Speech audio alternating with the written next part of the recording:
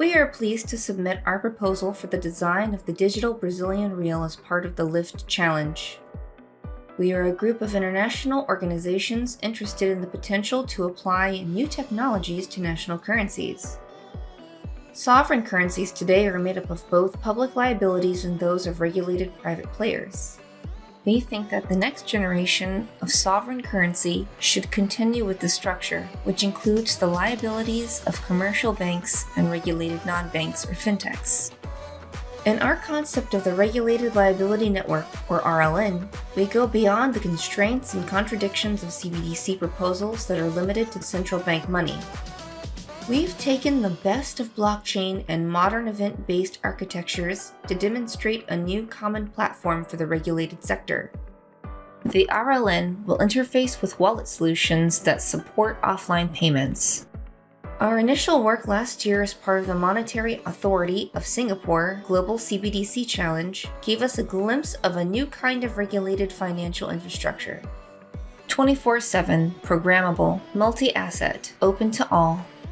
The RLN will empower the regulated sector to work together to rise to the challenge presented by non-sovereign currencies. How does the RLN work? The RLN shared ledger is a common network for the storage and exchange of the liabilities of regulated institutions. Each institution has what we call a partition.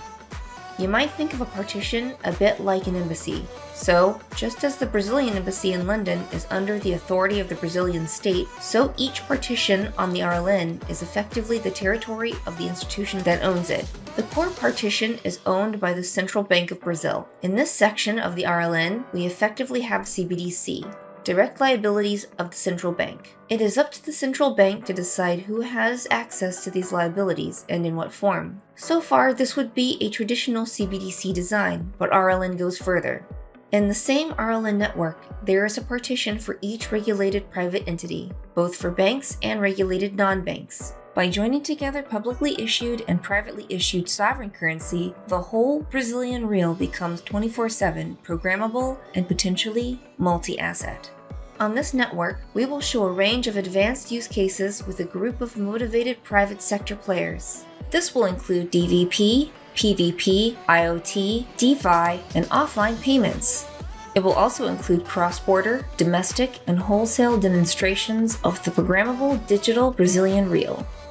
We will demonstrate how the digital Brazilian real can be an intrinsic part of a next-generation global settlement system through collaboration with other central banks and international commercial banks and regulated non-banks.